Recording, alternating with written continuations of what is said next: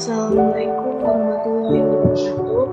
Perkenalkan, nama saya Nada Fidarsi dari jurusan Ilmu Ekonomi dengan NIM 210617. Baiklah, sekarang saya akan menjelaskan tentang mata kuliah statistika lanjutan, yaitu materinya yaitu metode dan distribusi sampel.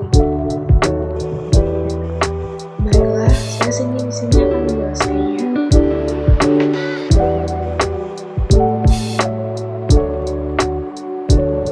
Bagian 3 dari statistika induktif. Yang pertama adalah metode dan distribusi sampel. Di sini kita akan melihat pengertian. Yang pertamanya kita akan melihat pengertian populasi dan sampel. Ini adalah contoh gambar dari hubungan sampel dan populasi.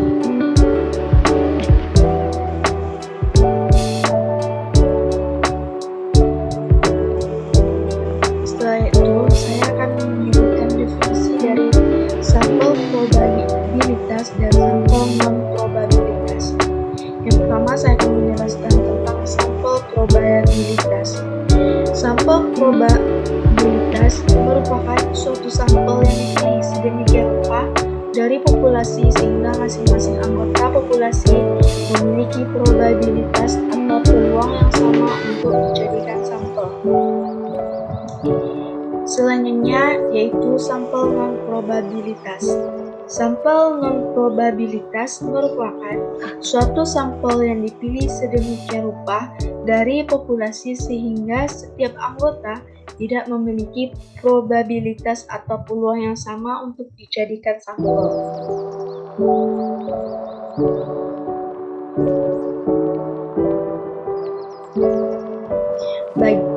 Bagian dari metode dan distribusi sampel yang kedua yaitu metode penarikan sampel.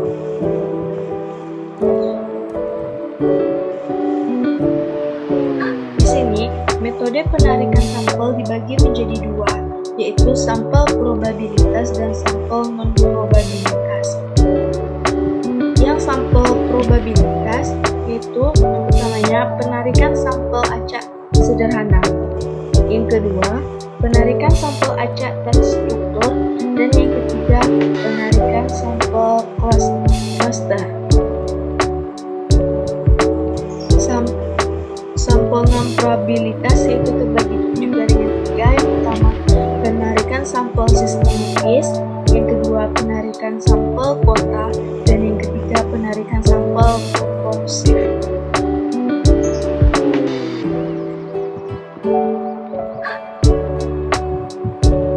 Baiklah, selanjutnya saya akan menjelaskan definisi penarikan sampel acak sederhana.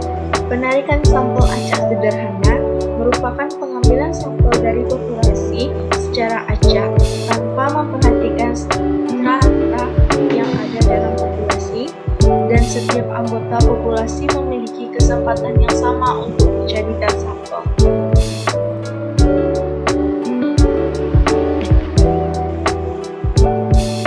Di sini saya akan menjelaskan ada dua cara sampel acak sederhana. Dua cara sampel acak sederhana yaitu yang pertama sistem kocokan, yang kedua menggunakan tabel acak. Yang pertama sistem kocokan merupakan sistem sampel acak sederhana. Sistem ini sama dengan sistem arisan. Yang kedua menggunakan tabel acak, yang merupakan memiliki sampel dengan menggunakan suatu tabel. Dalam penggunanya ditentukan terlebih dahulu titik awalnya.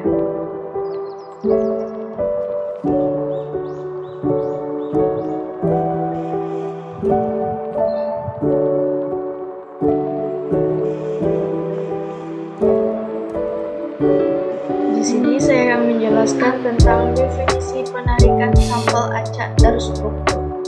Penarikan sampel acak terstruktur. Penarikan sampel acak terstruktur dilakukan dengan membagi anggota populasi dalam beberapa kelompok yang disebut strata. Lalu, suatu sampel dipilih dari masing-masing stratum.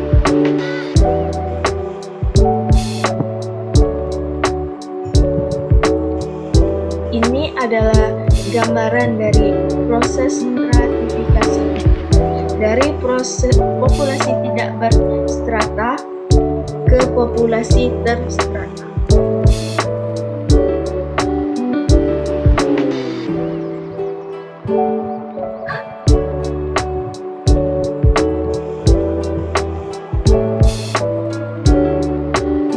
Selanjutnya, bagian dari metode dan distribusi sampel adalah contoh menentukan jumlah sampel setiap stratum.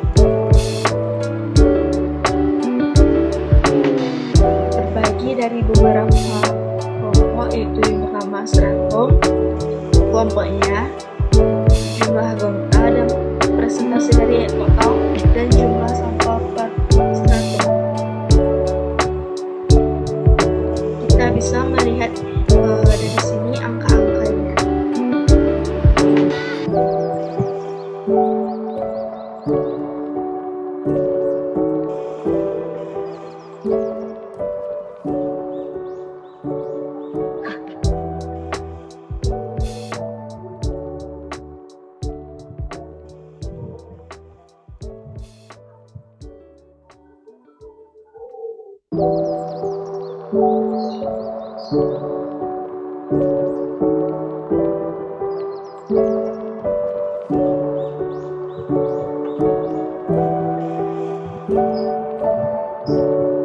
Selanjutnya, saya akan menjelaskan contoh memilih perusahaan eBay. Seorang investor ingin mengetahui kinerja perusahaan pada sektor keuangan yang berada di Bursa Efek Indonesia atau BEI tahun 2008. Perusahaan sektor keuangan yang ada di BEI terdiri atas perusahaan perbankan sebanyak 27 buah, perusahaan asuransi dan pembiayaan sebanyak 19 perusahaan, perusahaan efek ada 9 perusahaan, dan perusahaan keuangan lainnya sebanyak 6 perusahaan. Apabila akan diambil sampel sebanyak 15 perusahaan dengan metode terstruktur proporsional, maka berapa jumlah sampel setiap kelompoknya?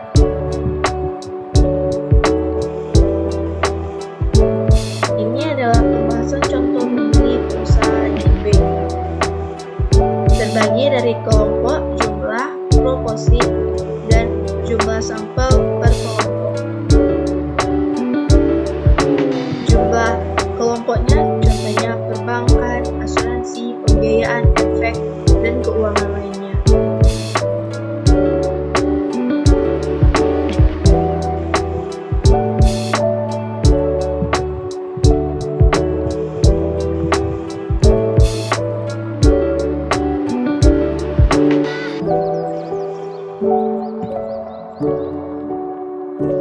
Ini termasuk juga dari metode dan distribusi sampling, yaitu skema klaster.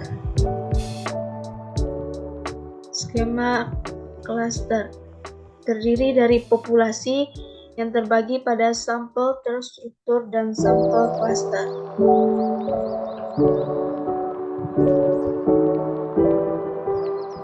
Baiklah, sekarang saya akan menjelaskan definisi penarikan sampel sistematis. Penarikan sampel sistematis.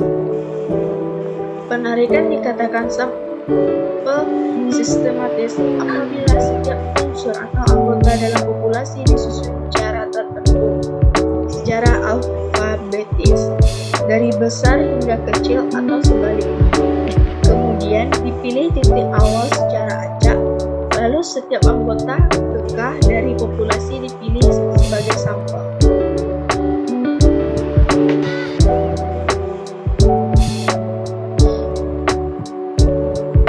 Selanjutnya, penarikan sampel kuota. Penarikan sampel kuota, pengambilan sampel dari populasi yang mempunyai ciri-ciri tertentu sampai jumlah atau kuota yang diinginkan. Tujuan penarikan sampel kuota adalah untuk memperbaiki keterwakilan seluruh komponen dalam populasi. Maksud dari keterwakilan ini supaya seluruh karakteristik dalam populasi dapat terwakili dan tergambarkan dengan baik.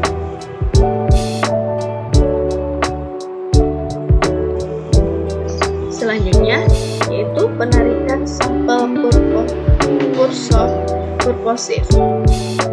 Penarikan sampel purposif merupakan penarikan sampel dengan pertimbangan tertentu. Penarikan dengan sampel purposif dibagi menjadi dua cara, yaitu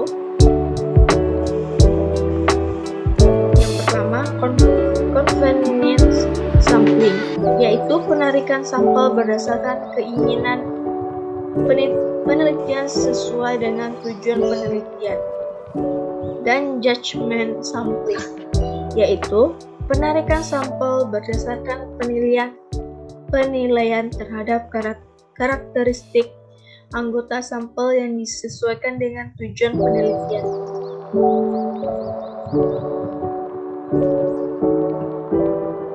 Baiklah, bagian dari metode dan distribusi sampling yang ketiga adalah kesalahan penarikan sampel.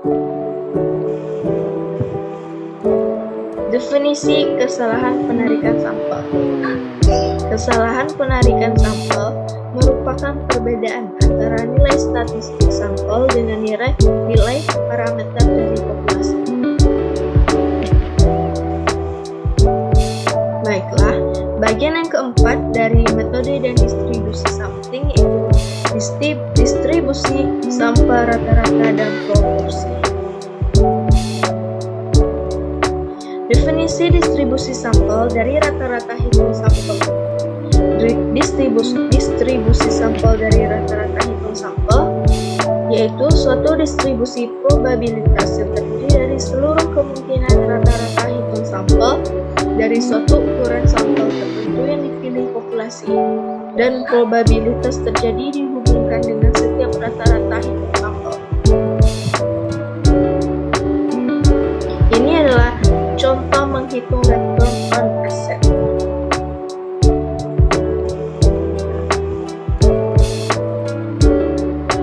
Contohnya bank dan pengelolaan di dalam persen. Beri 5,15%, Mandiri 3,55%,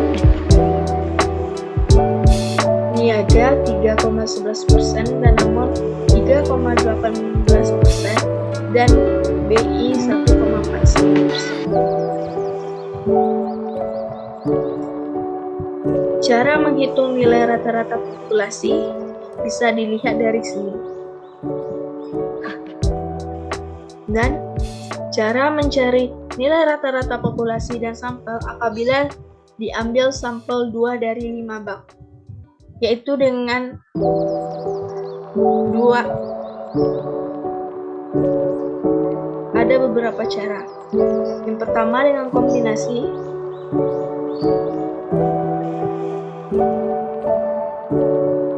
Yang kedua dengan perhitungan rata-rata dari setiap sampel.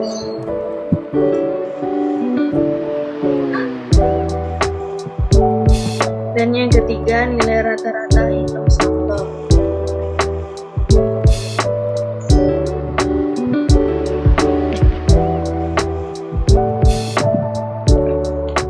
Selanjutnya nilai rata-rata populasi terbagi dari internal, nilai tengah, populasinya terbagi dari 2, frekuensi dan probabilitas, sampelnya juga terbagi dari 2, yaitu frekuensi dan probabilitas.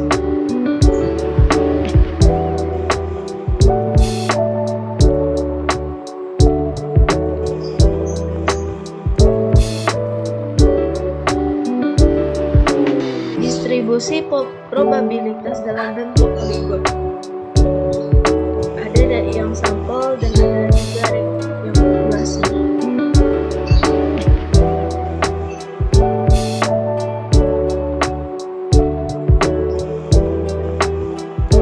Yang selanjutnya itu cara mencari standar deviasi populasi.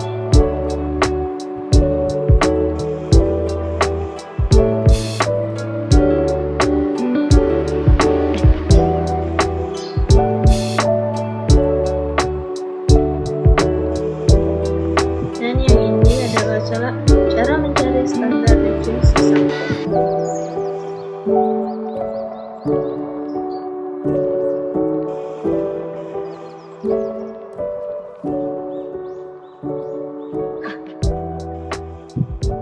Ini adalah hubungan standar deviasi sampel dan populasi. Hubungan antara S dan Rho untuk populasi terbatas yang di atas. Yang kedua itu hubungan antara S dan Rho untuk populasi yang tidak terbatas.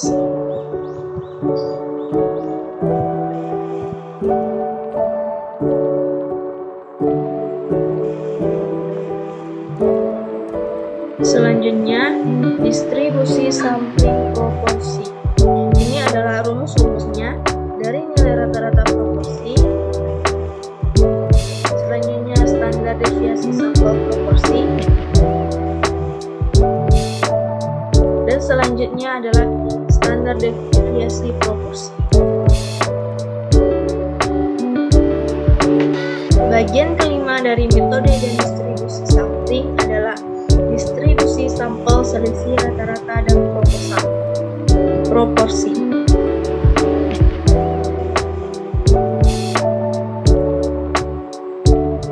Skema selisih populasi atau sampel. Dari populasi 1, garis ke sampel 1 berukuran. Apakah garis ke sampel 2 berukuran? Populasi 1 terus ke sampel 1 berukuran sampai ke apakah? Yang populasi 2 terus ke sampel 2 berukuran sampai ke apa?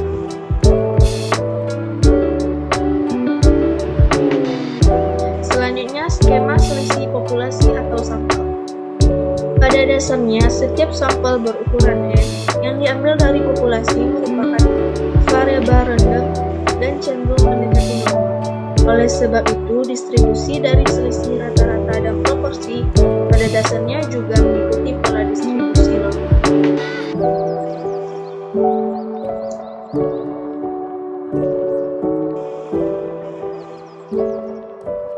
Selanjutnya adalah distribusi sampel selisih rata-rata dan proporsi. Yang pertama ada nilai rata-rata distribusi sampel selisih rata-rata X1 kurang X2. Yang kedua yaitu nilai standar deviasi distribusi sampel selisih rata-rata X1 kurang X2. Sedangkan nilai Z untuk distribusi sampel selisih rata-rata adalah yang bawah ini. Selanjutnya, nilai rata-rata distribusi sampel selisih proporsi P1 kurang P2. Yang selanjutnya, nilai standar deviasi distribusi sampel selisih rata-rata Do P1 kurang P2. Sedangkan nilai Z untuk distribusi sampel selisih rata-rata rumusnya ada di bawah ini.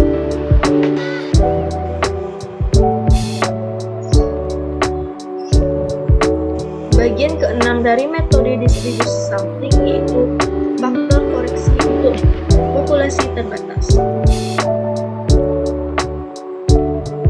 Ini ada faktor koreksi. Yang pertama itu penyesuaian standar deviasi untuk rata-rata hitungnya adalah di sini, dan yang kedua penyesuaian standar deviasi untuk proporsi ada di sini. Yang terakhir, bagian dari metode dan distribusi sampling adalah dalil batas tengah. Dalil batas tengah yaitu untuk populasi dengan rata-rata Do dengan variasi Do kuadrat, rata-rata hitung distribusi sampel dari seluruh kemungkinan kombinasi sampel berukuran N yang diperoleh dari populasi yang akan mendekati distribusi normal, di mana rata-rata hitung distribusi sampel sama dengan rata-rata hitung populasi dan varian distribusi sampel sama dengan Do kuadrat per N. Baiklah, sekian yang bisa saya presentasikan dari materi metode dan distribusi sampling. Mohon maaf jika ada kekurangan. Assalamualaikum warahmatullahi wabarakatuh.